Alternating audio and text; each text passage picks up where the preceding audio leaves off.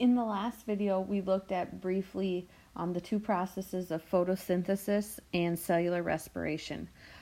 This video, we're going to focus on photosynthesis and how it occurs in its two different steps. So, photosynthesis occurs in two steps. The first step is called the light reaction, and the second step is called the Calvin cycle. And so you're going to be seeing this diagram quite frequently. And so it's going to be in your best interest to be able to understand what this diagram is telling you. And so the first thing to kind of notice is that this diagram is going to be cut into half. This top half is what we call the light reactions. And the bottom half is what we call the Calvin cycle. And each of these are labeled in here, the Calvin cycle and the light reactions. And so think of this diagram as kind of a flow chart. These arrows are indicating the direction in which things go into each of these processes. So for example, light goes into the light reactions, water goes in, and oxygen goes out. Again, then we look down here and we see that we have these molecules NADPH and ATP leaving the light reactions and entering the Calvin cycle. We can also see that carbon dioxide enters the Calvin cycle, a sugar leaves the Calvin cycle, and so does ADP and NADP+, NAPD+, sorry.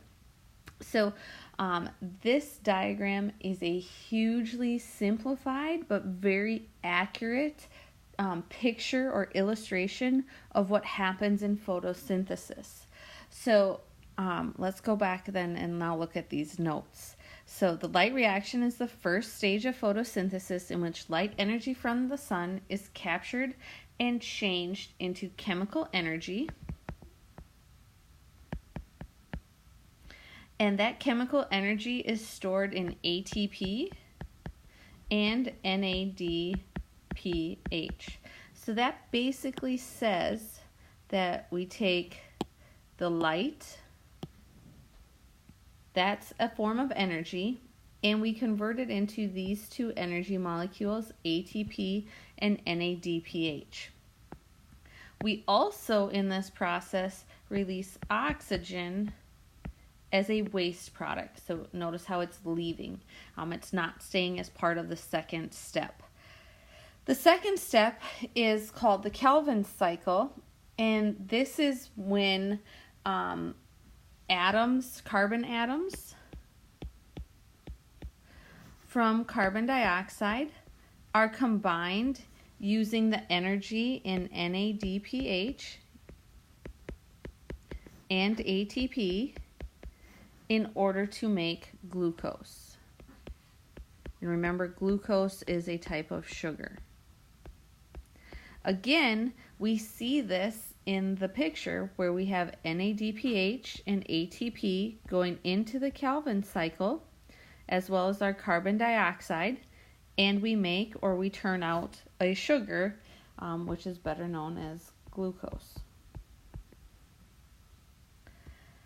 So where does all this happen? And so all of this happens in the chloroplast. This is where photosynthesis takes place, and it's found in the cells of plants and algae. So when we look at the structure of chloroplasts, there's a few components that we're going to look at. So the first is called grana. Grana are stacks of sac-like membranes in the chloroplast. And when we look at the diagram down here, we can see that there are stacks. And each of those stacks is a grana, or granum is singular. The individual discs in those stacks are called thylakoid membranes. And this is a membrane in the chloroplast where the light reactions of photosynthesis occur. And remember, the light reactions are the first step to photosynthesis. And so in order for the thylakoid membranes to be able to convert light energy into chemical energy, they use something called a photosystem. And it's maybe going to help you to know that the word photo or the prefix photo means light. So anytime you see the word photo, it has something to do with light. So a photosystem is a group of molecules, and that includes the molecule chlorophyll, and they're located in that thylakoid membrane, and their job is to capture light energy. And then remember, that makes sense because the prefix photo means light. Chlorophyll then is that green pigment. It's what makes plants green. That absorbs the sunlight in the light reactions of photosynthesis. Our last piece of the chloroplast is the stroma, and this is the space that is outside the thylakoid membrane of the chloroplast where the Calvin cycle takes place. So I kind of think of the stroma as kind of like the cytoplasm of the chloroplast.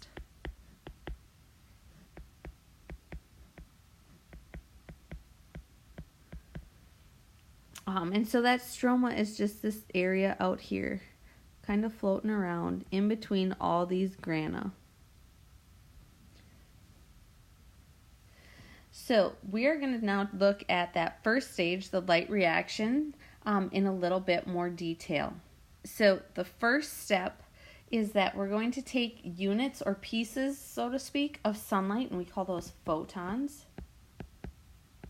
Remember, photo means light. So those photons are going to hit a molecule of chlorophyll in something we call photosystem 2.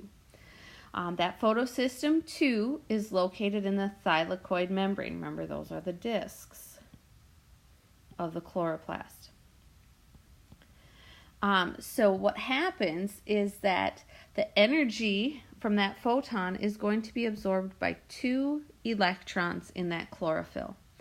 This gets those electrons really excited. It gives them a lot of energy, and it gives them so much energy that those 2 electrons, they can leave. They leave that molecule of chlorophyll. So at the same time that those 2 electrons are leaving, enzymes in the thylakoid membrane use light energy in order to split apart the water molecule. When we split a water molecule, we get 3 things. First, we get 2 electrons. These 2 electrons are going to replace the ones that escaped from step 1. Then we're also going to get an atom of oxygen. That atom of oxygen will combine with a second atom of oxygen to produce a molecule of O2, and this leaves the plant. It's a waste product. The plant doesn't need it. Then we're going to get 2 hydrogen ions. Those 2 hydrogen ions are going to stay inside that thylakoid membrane. So the third step of the light reaction is those 2 excited electrons that escaped need to be carried through what we call an electron transport chain. This is a series of electron transport molecules that pass high energy electrons from molecule to molecule.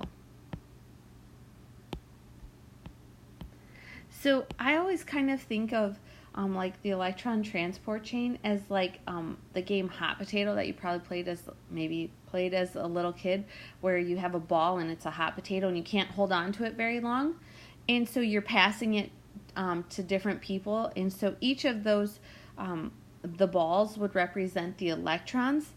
They're too hot or they have too much energy to be held on for too long, and then we pass them from person to person, And so those would be those electron transport molecules.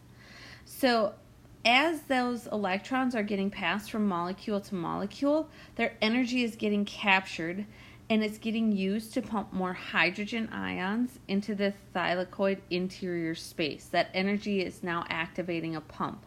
Remember the sodium-potassium pump from last chapter? This one works in a similar way in that it needs energy. So step 4, when those two excited electrons reach photosystem 1,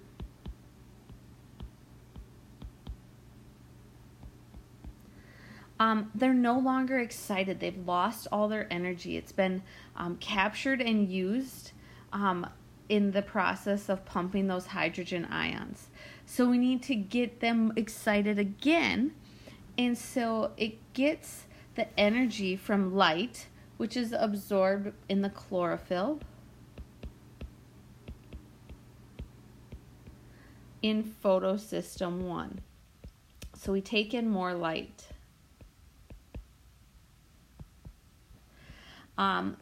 Then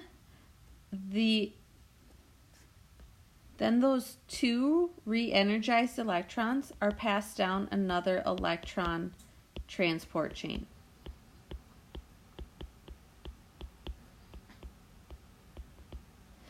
And so the last couple steps, 5 and 6, enzymes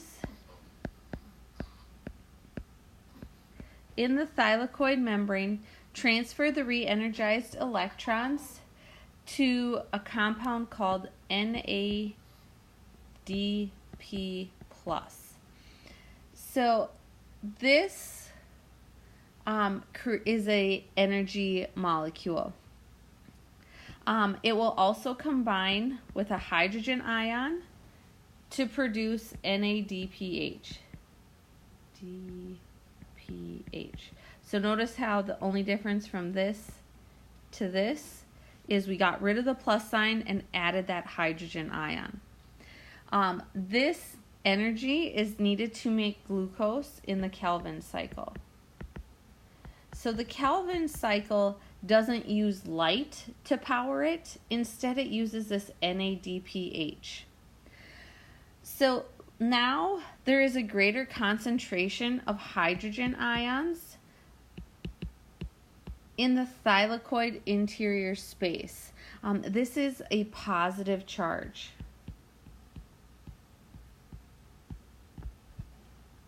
This creates something called a chemiosmotic gradient. So remember last chapter when we talked about things moving from high concentration to low concentration? This is the same kind of concept, but this deals with not only a concentration gradient, but it's also a charge gradient. This would be a positive to a minus as well. So this causes the hydrogen ions to flow back across the thylakoid membrane to the stroma. Then we have an enzyme called ATP synthase that's going to act as a channel protein.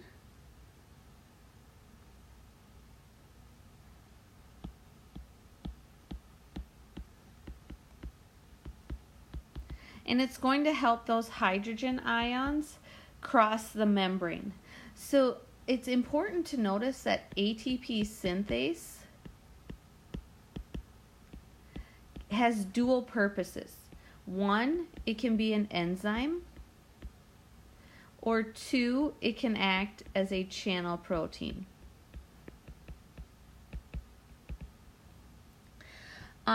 It's going to add energy or a phosphate group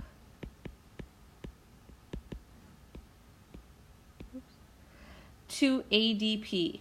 And so this makes a molecule of ATP. And remember, ATP is an energy molecule, just like NADPH is an energy molecule. This ATP is also used to power the Calvin cycle.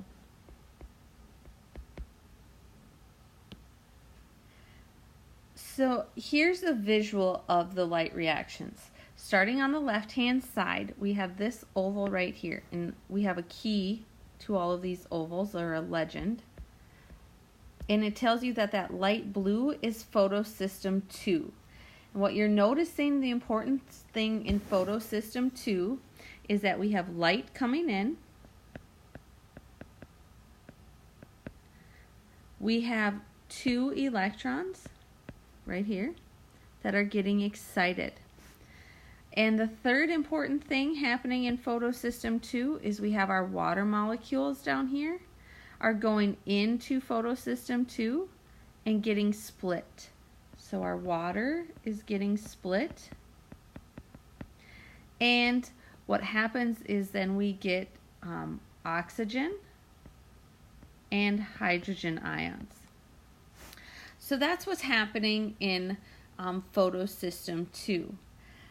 Then the other important piece here is the electron transport chain. And so these steps right here, notice the green, this is outlining our 2 electrons. And so here we have our electron transport chain. I'm going to abbreviate electron transport chain. And so those electrons are moving through those various molecules. And by no means do you need to know what their names are. You just need to know that that's an electron transport chain. And so it's playing hot potato with those 2 electrons, sending them through.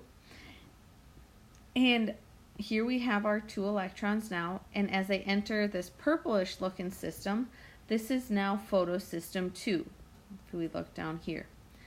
In photosystem 2, again, we absorb light.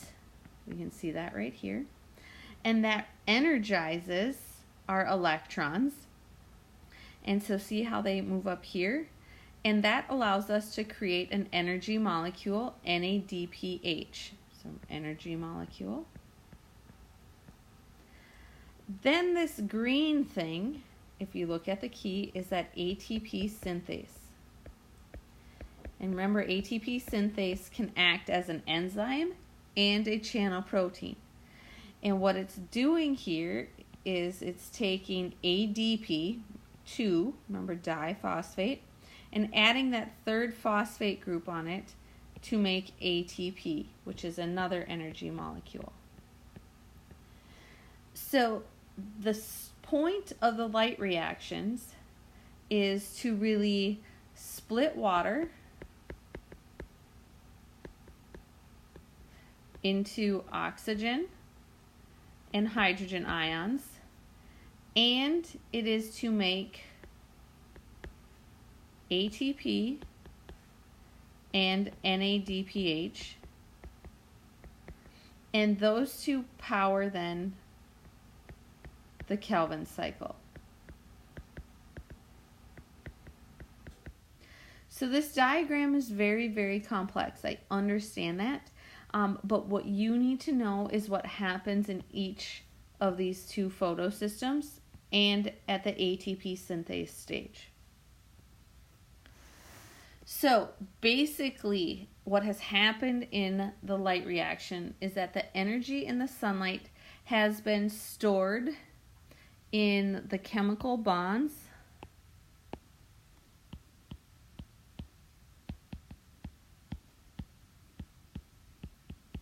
of ATP and NADPH.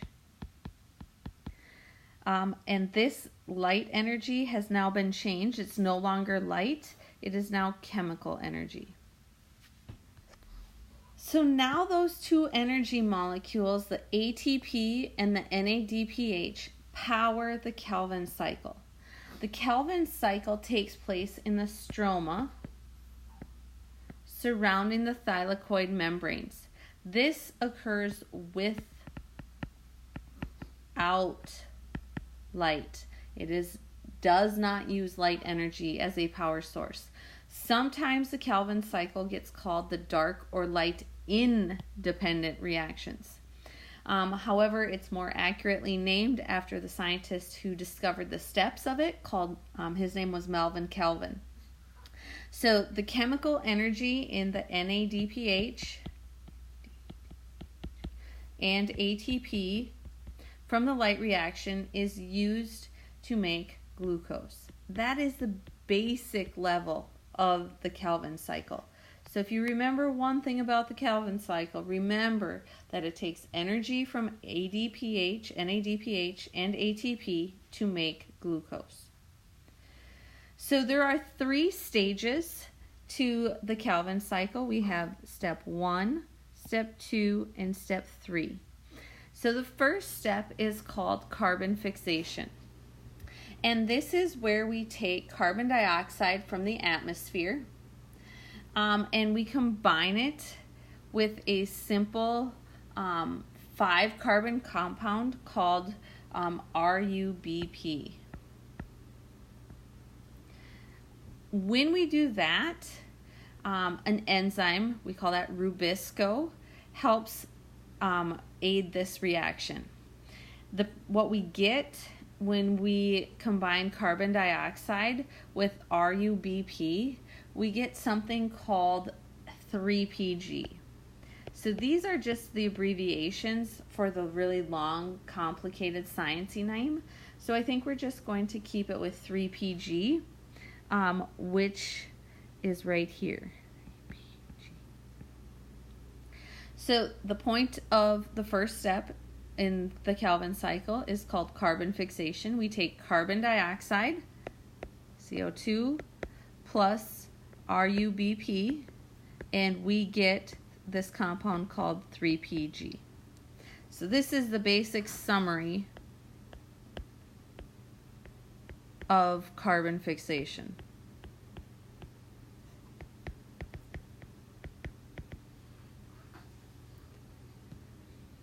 The second step in the Calvin cycle is called reduction. So we're down here now. And reduction takes molecules of 3PG from step 1, and it gains energy from the ATP and the NADPH from the light reactions. So this is where we take our ATP and our NADPH from the light reactions, and we rearrange themselves in order to form a molecule called G3P. Then we need more energy this has more energy than the 3PG molecule. And that makes sense because we've added in ATP and NADPH from the light reactions. One molecule of the G3P goes on to form glucose. And the second molecule of G3P goes on to step 3.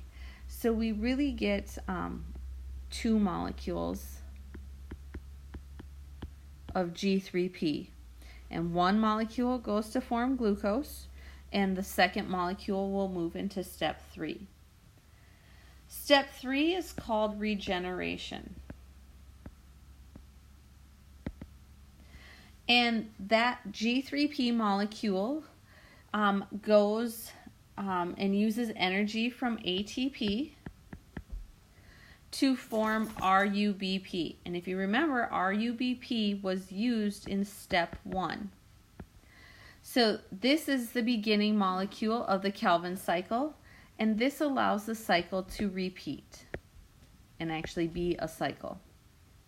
And so step 3 is regeneration, and we're regenerating RUBP, which then can go back into step 1.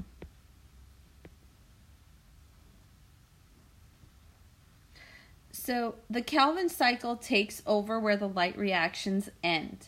It uses chemical energy in ATP and NADPH from the light reactions and carbon dioxide from the atmosphere to produce glucose.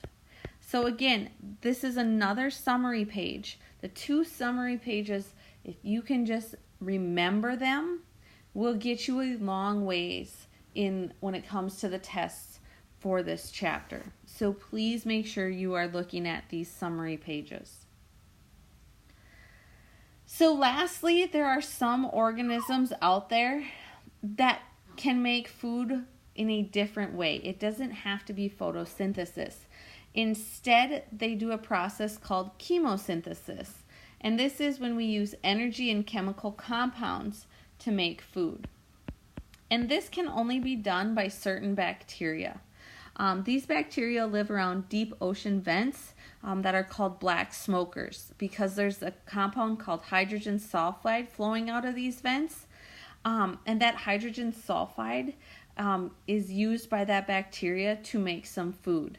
And so these giant tube worms down here rely on those bacteria to do chemosynthesis and use that hydrogen sulfide to make that food. So the main point of this video is to look at the different steps of photosynthesis and to know what goes into each of these steps and what is produced in each of these steps.